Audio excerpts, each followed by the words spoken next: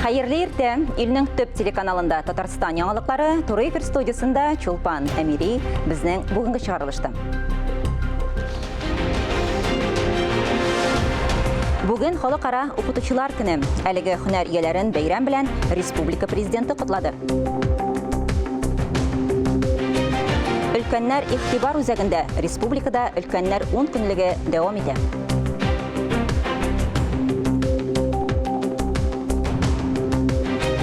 Яшь табибларга тәҗрибә мәктәбе Казанда медицина югары уку йортлары студентларының 5-нче бөтен Россия олимпиадасы узды.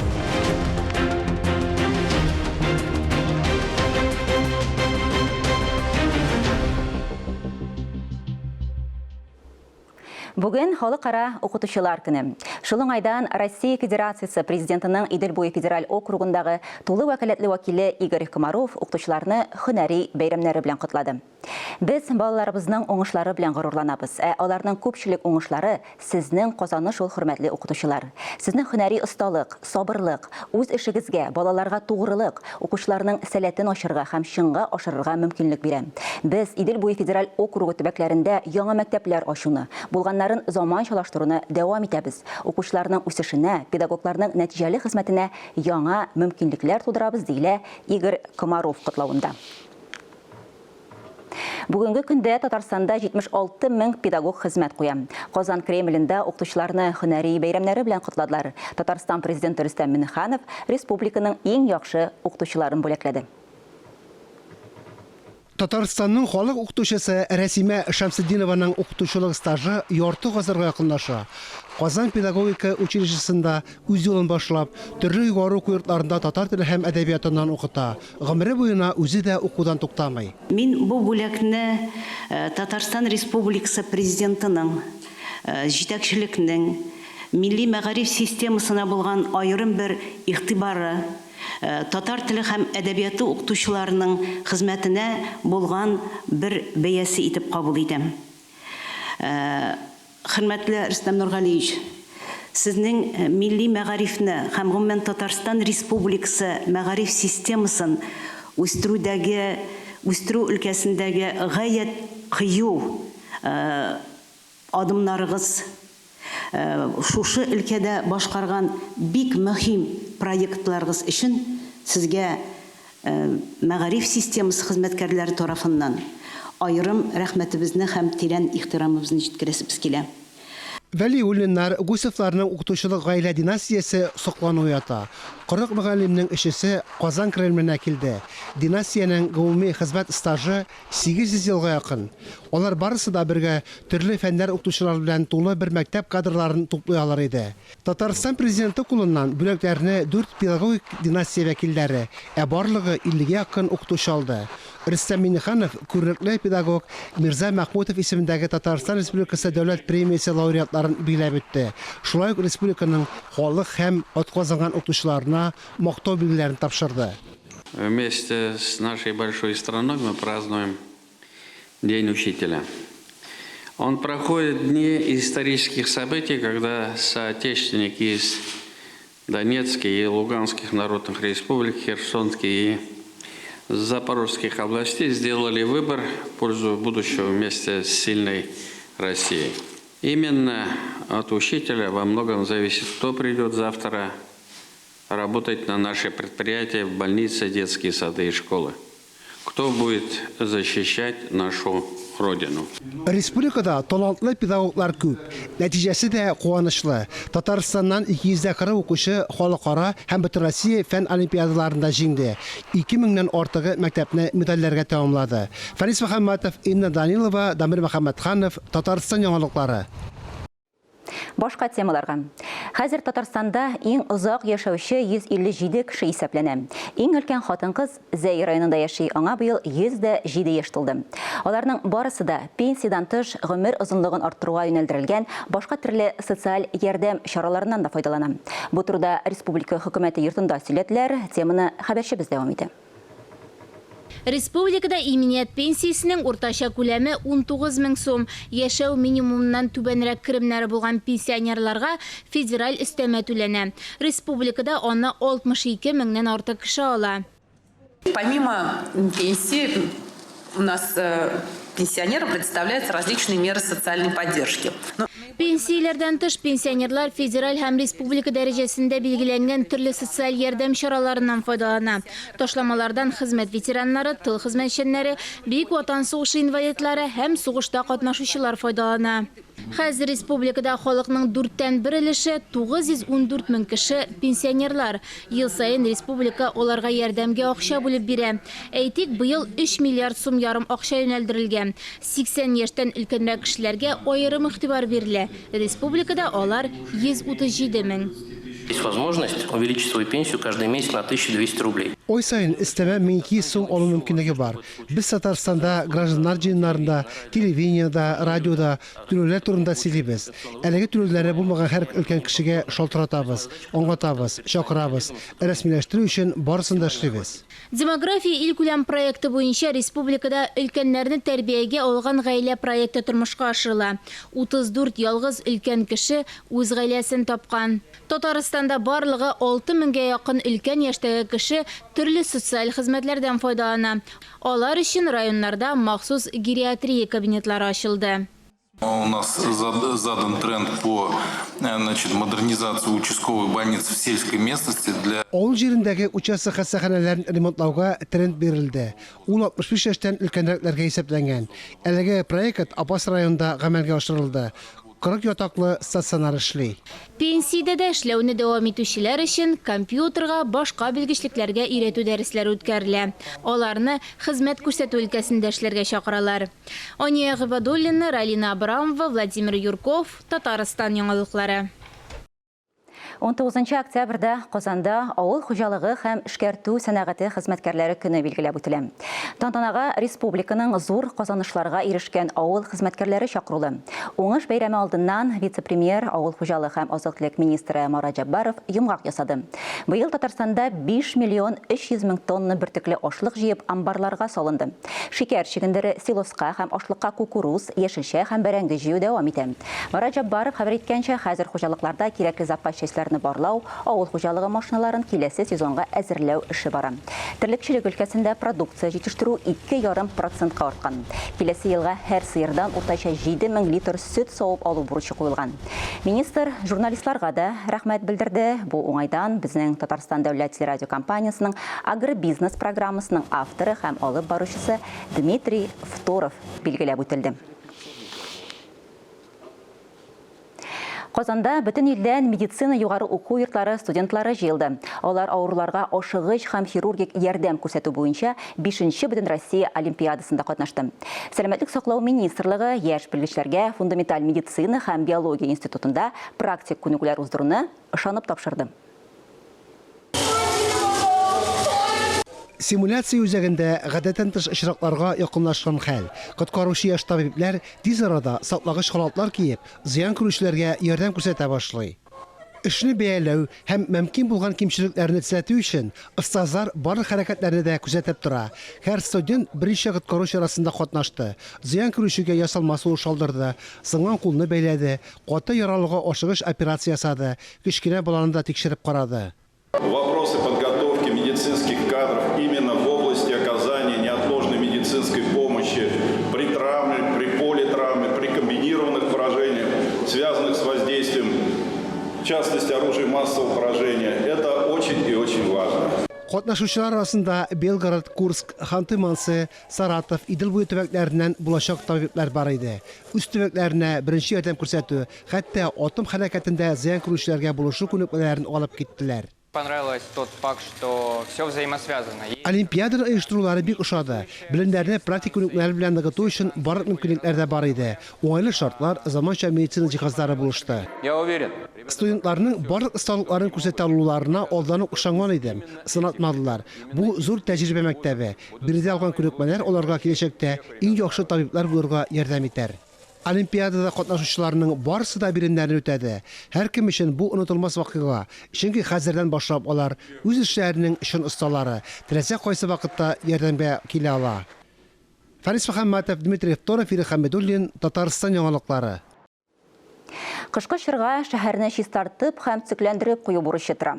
Язын активистлар 119 километрлы яр буен чистартып 1000 кубометрга якын чүп-чар җыеп алдылар. Татарстан башкаласында гына да 90 экологик акция үткәрелде. Яңа проект буенча теләгән һәркем шәһәрнең экологик юнәлешендәге эшчәнлеге белән таныша алды. 8 октябрьдә мәктәпләрнең чисталык кубогы бәйгесе узачак. Башка төрле экологик акцияларда була. Аларда шулай ук теләгән һәр кеше катнаша ала. Башкалабызның Дәүләт сынлы сәнгать музеенда төрек рәссамы Эргин Инан күргәзмәсе ачылды.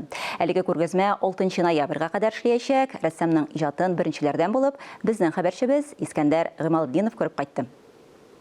Әйтәләр, бу дөньяда ушак януына һәм су агуына озак карап була. Тик мин моның белән риза була алмыйм. Чөнки кеше эченә карап, без озак уйлый алабыз. Ничек ул фикерен алып бара, нәрсә турында ул уйлый. Һәм бүгенге ачылган күргәзмәдә без әлеге сорауларга җавапларны таба алабыз. Эргин Инанның картиналары техник материаллар, чынбарлык һәм фантастика, Азия һәм Европаның катлаулы миксы. Ул кеше белән әйләнә-тирә арасында үзара мөнәсәбәтләрне күрсәтергә тырыша. Çünkü ben sabah başlayıp akşam geç vakitte bitiriyorum resim. Әлеге эшләр минем тормышым. Эшем иртән башлана, тик кичкә кадәр бетерә алмыйм. Рәсемнәрне мин үзем өчен ясыйм. Кешеләр әйткәнне тыңламыйм. Шуңа күрәдер минем эшләрем бөтен дөньяга танылган һәм ул кешенең күңелләрен тетрәндерә. Аның картиналары күбрәк бер-берсе белән төсләре һәм сурәтләү усулы белән каршылыкка керә торган детальләр белән тулган, ләкин бу аның белән килешмәве авыр булган яшәү мәгънәсе. Рәссамның эшләре кеше сыннары, бөҗәкләр, объектлар, үсемлекләр, кул язмаларының үзекләре, тәртипсез буяулар белән тулган.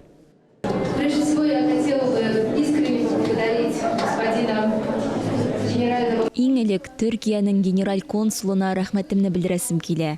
Быел без аеруча халыкара элемтәне ныгыттык. Бүгенге күргәзмә турында әйткәндә, миңа мондый эшләр аеруча ошый. Алар уйларга мәҗбүр итә. Рәсемнәр аша без Эргин Инанның эчке дөньясы белән таныша алабыз. Эргин Инанның картиналарында чагылыш тапкан дөньяны күзә алу тирәнлеге, фәлсәфи карашларның киңлеге, гуманистик кыйммәтләр һәм идеаллар, төрек милли сәнгате кысаларыннан еракка чыга һәм бөтен дөньядан рәссамны аңларга һәм аның иҗатын күзә алырга мөмкинлек бирә. Искәндәр Гыймалдинов, Иван Худяков, Татарстан ялыклары. Кечкенә җирлекнең зур шатлыгы. Бөгелмә районының Подлесный бистәсендә яңа футбол мәйданчыгы ачылды. Аны узган җәйдә нефтчеләр тоткан грант акчасына төзеләр.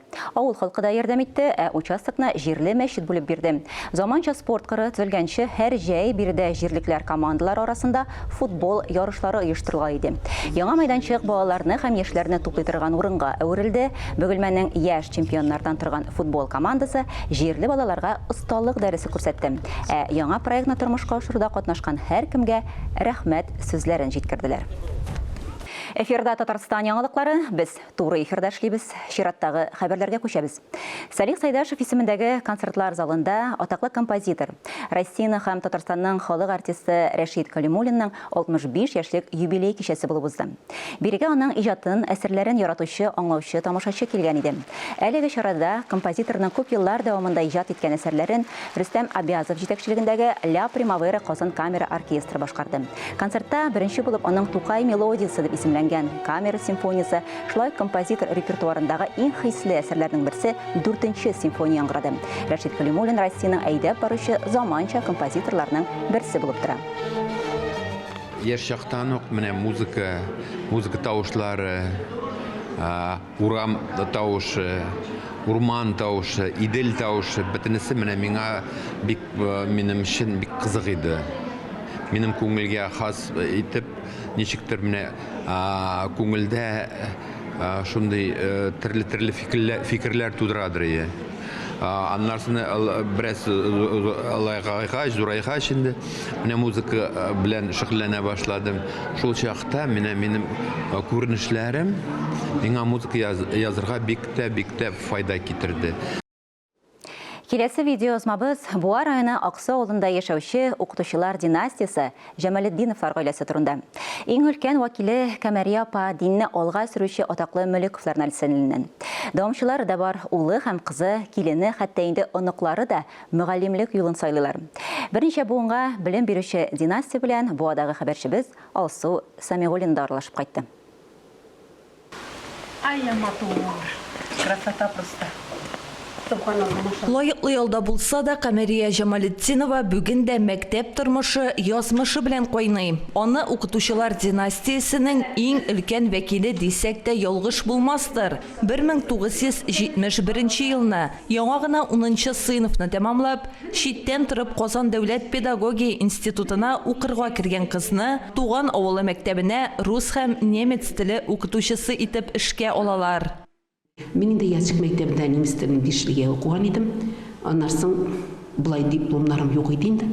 Аннан укырга туры килде. Лайда инде җыл уртасы булгач, шулай укытып киттем. Аллага шөкер. Балалар яраттылар, коллектив сразу үзенә алды инде мине. Тырыштым инде, көннәр буе укыйдым, немец телен ятлый идем. Яхшырак балалар анда текстлан сөйләр өчен. 45 еллык укытучылык стажы булган ханым бар гомерен яшь буынга белем һәм тәрбия бирүгә багышлый. Аксу урта мәктәбендә география фәне укыта. 10 ел директор вазифаларын башкара. Балалары да аның изеннән китеп, мөгаллимлек юлын сайлыйлар. Улы Фәнил авыл мәктәбендә физкультура, кызы Гөлназ татар теле һәм әдәбиятын укыта. Мен бу һөнәрне әнием укытучы булганга сайладым һәм балаларны яратканга сайладым. Шулай минем апаларым, абыйларым барысы да укытучы нәселеннән. Камәрия апаның килене Лилия дә педагог, балаларга инглиз телен өйрәтә. Үзе дә укытучылар династиясеннән. Эшебезнең дәвамчысы булыр дип кызларына зур өметләр баглый. Җырларга ярата, биергә ярата һәм дә рәсем ясарга ярата инде. Шуңа күрә кызыма да инде ничек дип әйтсәң инде шул һөнәрне сайлап алсын дип уйлыйм инде. Укытучы һөнәрен сайлауларына балалары да, Камәрия апа үзе дә һич кенә дә үкенми. Нишләп алай укытучы ясыйсың, балаларыгызны әйбәт бит инде шәһәргә китсәләр дип әйтәләр иделәр дә. Мин әйттем, укытучы булган кеше рамкада тора. Нашар сүз сөйләми, аны бөтен кеше күзәтеп тора дип. Жәмалетдиновлар династиясе районда иң зур стажлы укытучылар гаиләләренең берсе. 4-нче буында һөнәрне дәвам итүчеләр дә булмый калмас дип өметләнәләр үзләре. Алсу Самигуллина, Сирин Хәсәнов, Татарстан яңалыклары. Бүген халыкара укытучылар көне. Мөгаллим җир йөзендәге иң мактаулы һөнәрләрнең берсе.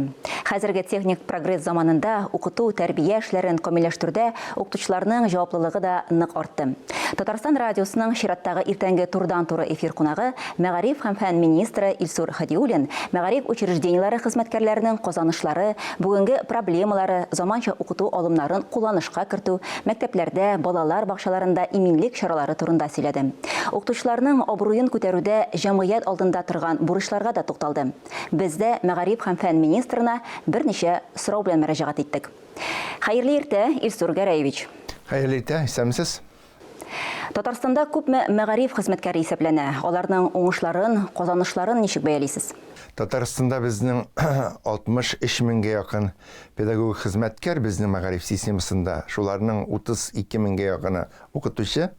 Бу бик зур саннар, бик зур армия. Менә шушы мәгариф системасында эшләүче барлык хезмәткәрләр, алар урта һөнәри белем учреждениеларында безнең 4 меңнән артык, аннан соң өстәмә белем бирү учреждениеларында 3580 укытучы һәм мастер дип әйтим инде. Балалар бакчаларында безнең шулай ук 17 меңнән артык тәрбияче, әлбәттә һәм укытучылар. Алар барысы да безнең мәгариф системасында белемне, тәрбияне, аннан соң белгечләр хәзерләүне тәэмин итүче бик зур армия дип әйтәсем килә. Хәзерге җәмгыятьтә укытучының абруен күтәрү өчен нәрсә эшләргә кирәк дип саныйсыз? Әлбәттә, җәмгыятьтә укытучыларга таләпләр бик күп куела. Гомумән электә ул безнең таләпләр бик күп иде укытучыга, чөнки укытучыга таләп кую ул җәмгыятьне яхшыртырга, үзгәртергә теләү дигән фикер белән тәңгәл килә. Ни өчен дигәндә, укытучының бит миссиясе аның тәрбияләү, белем бирү. Һәм әгәр дә бөтен җәмгыятьтә булган проблеманы укытучыга гына әйләндереп калдырабыз икән, аңа гына кайтарып калдырабыз икән, бу дөрес булмый. Без гаилә белән берлектә матур итеп эшне башкарырга тиешбез. Мәгариф учреждениеларында иминлекне саклау чаралары ничек үтәлә? Хәзерге шартларда мәктәпләрдә, балалар бакчаларында, гомумән алганда, мәгариф учреждениеларында балаларның сәламәтлеген, аларның иминлеген саклауга бик зур игътибар бирелә. Менә безнең үзебездә булган вакыйгалардан соң, хәзерге вакытта кызганча каршы Ижевскида булган вакыйгалардан соң, моңа тагын да көчлерәк игътибар бирелә башлады. Без аны бер көнгә дә туктатып торганыбыз булмады. Аннан соң һәрбер учреждениянең безнең куркыныч сызык паспорты әзерләнгән. Алар да бар. Нәрсә генә булмасын, коймалар зур итеп куелса да, яңартылса да, видеокамералар куелса да, аннан соң эвакуацион чыгу юллары бөтенесе чиста булса да, сакчылар булса да, әгәр дә үзебезнең тарафтан менә шушы җәмгыятьтә менә бу категория халыкка, бу кешеләргә игътибар булмаса, без аларны вакытында күреп, вакытында сизеп, аларны шушы афәттән коткарырга тырышмасак, проблемалар алай гына хәл ителеп бетеп булмый. Чөнки ничек кенә булмасын, без бит мәктәпләрне инде ябык системага әверелдерә алмыйбыз. Шуңа карамастан, мәктәп җитәкчеләре, аннан соң шунда эшләүчеләр, хезмәткәрләр барысы да куркынычсызлыкны тәэмин итү буенча эшлиләр. Педагогика эшчәнлегенә ир-атларны күбрәк җәлеп итү мөмкинлекләре бармы? Ир-атларны җәлеп итү өчен аерым шартлар тудырылмаган, чөнки безнең мәгариф системасында барысы да бер тигез, ир-атлар да үз эшен башкара, хатын-кызлар да үз эшен башкара. Безнең грант формалары бар. Аннан соң яшь укытучылар киләләр. Әйтергә кирәк, яшь укытучыларга мәсәлән бүгенге көндә бирелә торган өстәмә акчаның күләмен 1 январдан президентыбыз тарафыннан шундый карар кабул ителде. Аны арттыру турында без хәзер эшлибез. Хезмәт хаклары яңадан безнең арттырга тора 1 январдан. Булар башта укытучыны җәлеп итү өчен, аны мәктәп системасында калдыру өчен һәм күбрәк узаграк эшләү өчен юнәлдерелгән. Бүген халыкара укытучылар көне. Бәйрәм көнендә укытучыларга нинди теләкләр әйтер идегез? Хөрмәтле безнең укытучыларыбызны, мәгариф системасында өлкәсендә шушы барлык хезмәткәрләрне менә шушы матур бәйрәм белән, укытучылар көне белән тәбрик итәм. Без сезгә барыгызга да исәнлек, саулык, күңел тынычлыгы, үзегезнең куйган хезмәтләрегезнең җимешен күреп, аны тоеп, татып, сезгә булган ихтирамны, игътибарны сизеп, матур итеп яшәргә, эшләргә насыйп булсын. Әтигәниләргә, өлкән буын кешеләренә, гомумән яшь гаиләләргә, барысына да укытучыларны саннарга, аларны яратырга, сакларга, ярдәм итәргә киңәш итәм. Чөнки гаиләдә булган бөтен тәрбия процессы, тәрбия һәм укыту эше ул мәктәптә дәвам итә, һәм бергә эшләгәндә, бергә аңлаганда, аңлап, матур итеп, бер юнәлештә эшләгәндә генә яңа шәхес бала формалаша, аның характеры формалаша. Бу эштә без барыбыз бергә булырга тиешбез, бердәм булырга тиешбез. Исәнлек, саулык телим барыгызга да. Бәйрәм белән, бәйрәм котлы булсын. Илсур Гәрәевич, әңгәмәгез өчен бик зур рәхмәт. Безнең белән элемтәдә Татарстан Республикасының мәгариф һәм фән министры Илсур Хадиуллин иде. Хөрмәтле телевизор караучылар, бүгенге чыгарылышыбыз тәмам. Хөрмәтле укытучылар, остазлар, мәгариф ветераннары, бәйрәм белән сезне. Нык сәламәтлек, эшегездә уңышлар, тормышыгызның һәр мизгеле бәхетле һәм шатлыклы булсын. Ә мин, Чулпан Әмири, бүгенгә сезнең белән сау булашам. Сау булыгыз.